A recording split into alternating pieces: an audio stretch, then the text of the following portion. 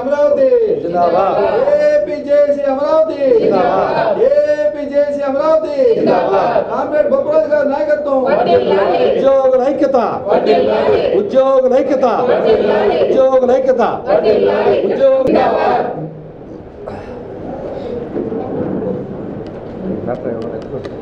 ఉద్యోగ ఉపాధ్యాయ కార్మిక పెన్షన్ల ఐక్యత ఉద్యోగ ఉపాధ్యాయ కార్మిక పెన్షన్ల ఐక్యత ఉద్యోగ ఉపాధ్యాయ కార్మిక పెన్షన్ల అవుట్సోర్సింగ్ ఉద్యోగుల ఐక్యత ఏపీజేసీ అమరావతి ఏపీజేసీ అమరావతి ఉద్యోగుల ఐక్యత కామ్రేడ్ బొప్పరాజు గారి నాయకత్వం. జమ్మూ కాశ్మీర్లో పహల్గామ్లో టెర్రరిస్టులు జరిపినటువంటి దాడిని ఏపీజేఏసీ అమరావతి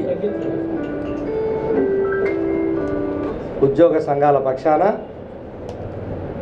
తీవ్రంగా ఖండిస్తూ ఒక్క నిమిషం చనిపోయినటువంటి మన భారతీయ సోదరులు ఎవరైతే చనిపోయారో వాళ్ళందరికీ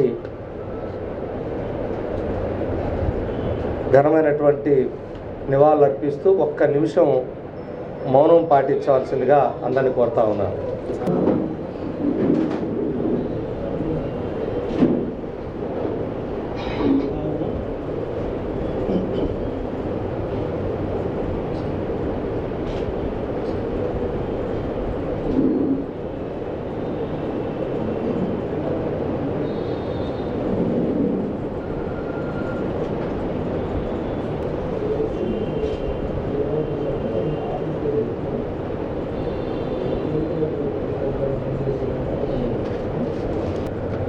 పహల్గామ్ దాడిలో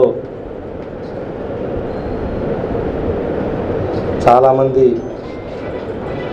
భారతీయ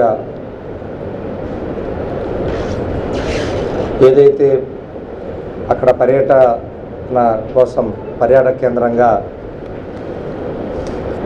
మన భారతీయులు వెళ్ళారో వాళ్ళందరినీ ముష్కరులు మట్టుబెట్టడం చాలా హేయమైనటువంటి చర్య. ఇలాంటి చర్యలకు పాల్పడినటువంటి ఎవరినైనా సరే తీవ్రంగా వారి మీద కఠినమైనటువంటి చర్యలు తీసుకునే దిశగా భారత ప్రభుత్వం ఇప్పటికే చర్యలు ప్రారంభించిందని వింటా ఉన్నాం. తప్పకుండా భారత ప్రభుత్వం చేపట్టే ఇలాంటి చర్యలకైనా ఇప్పటికే రాష్ట్ర ప్రభుత్వం పూర్తిగా సంఘీవం ప్రకటించింది. ఏపీజేఏసీ అమరావతి ఉద్యోగ సంఘాల పక్షాన కూడా మేము కూడా మా యొక్క సంపూర్ణమైనటువంటి మద్దతును కూడా తెలియజేస్తా ఉన్నాం భారత ప్రభుత్వానికి. పడుతున్నారు ప్రధానంగా 4,50,000 మంది ఉన్నటువంటి పెన్షనర్లు కూటమి ప్రభుత్వం వస్తే గత ప్రభుత్వంలో జరిగినటువంటి అన్యాయాలన్నీ న్యాయం జరుగుతుందని ఎంతో ఆశతో ఉన్నటువంటి రిటైర్డ్ ఎంప్లాయీస్కి ప్రధానంగా ఏదైతే అదనపు పింఛను 2016లో నాటి తెలుగుదేశం ప్రభుత్వంలో ఇచ్చినటువంటి 15%కి 75 ఏళ్ళు బతికితే 15% అదనపు పింఛను, 70 ఏళ్ళు దాటి బతికితే 10% ఇచ్చేటువంటి అదనపు పింఛన్ని గత ప్రభుత్వం 12%కి అదేవిధంగా 7%కి కుదించినటువంటి దాన్ని తిరిగి ఈ ప్రభుత్వం తక్షణమే వాళ్ళని పునరుద్ధరించాలని 12%కి 15%కి పెంచాలని, అదేవిధంగా రిటైర్డ్ ఎంప్లాయీస్కి రావాల్సినటువంటి గ్రాట్యుటీ దగ్గర నుంచి ఏపీజీఎల్ఐ దగ్గర నుంచి జీపీఎఫ్లు కానీ ఎన్కాష్మెంట్ కానీ ఇవన్నీ కూడా బకాయిలు పిఆర్సీ డిఏ అరియర్లు ముందుగా రిటైర్డ్ ఎంప్లాయీస్కి ఉన్న బకాయిలన్నీ చెల్లించాలి, వాళ్ళకి మొదటి ప్రాధాన్యత ఇవ్వాలని ప్రభుత్వాన్ని కోరుతున్నాం.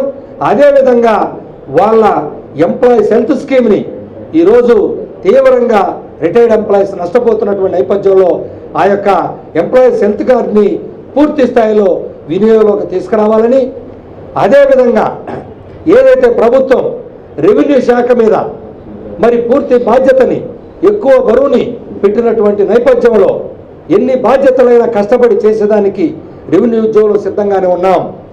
మరి పారదర్శకమైన వేగవంతమైనటువంటి జవాబుదారీతో కూడినటువంటి పాలనని అందించేందుకు రాష్ట్రంలో అన్ని తహసీల్దార్లతో మేము సమావేశాలు ఏర్పాటు చేసుకొని వాళ్ళకి ప్రజలతో ఏ విధంగా మమేకమవ్వాలి, ఇంకా ఎలాంటి మెరుగైనటువంటి పాలన అందించాలో కష్టపడాలో మేమందరికీ చెప్పుకుంటూ ముందుకెళ్తున్నాం.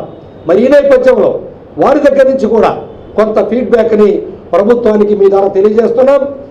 తప్పకుండా మేము కష్టపడి పనిచేసి పారదర్శకమైన వేగవంతమైన పాలన అందించడానికి సిద్ధంగా ఉన్నాం. కానీ ప్రభుత్వం కూడా రెవెన్యూ శాఖ లాంటి ప్రధాన శాఖ మీద దృష్టి పెట్టాలి. ప్రధానంగా సరిపడా సమయం, సరిపడా నిధులు, సరిపడా మౌలిక సదుపాయాలు, సరిపడా శిక్షణ కూడా ఇవ్వాల్సిన అవసరం ప్రభుత్వం మీద ఉంది, బాధ్యత ఉంది. కాబట్టి ఆ పరంగా కూడా దృష్టి పెడితే మేము ప్రభుత్వం ఇచ్చేటువంటి ఈ అన్ని కలుపుకొని మేము ఇంకా ముందుకెళ్ళి ప్రభుత్వానికి, గౌరవ ముఖ్యమంత్రి గారికి, రెవెన్యూ శాఖ మంత్రులకి మంచి పేరు తెచ్చేందుకు రెవెన్యూ శాఖ ఈ రాష్ట్రంలో కష్టపడి పనిచేస్తుందని చెప్పి తెలియజేస్తున్నాం.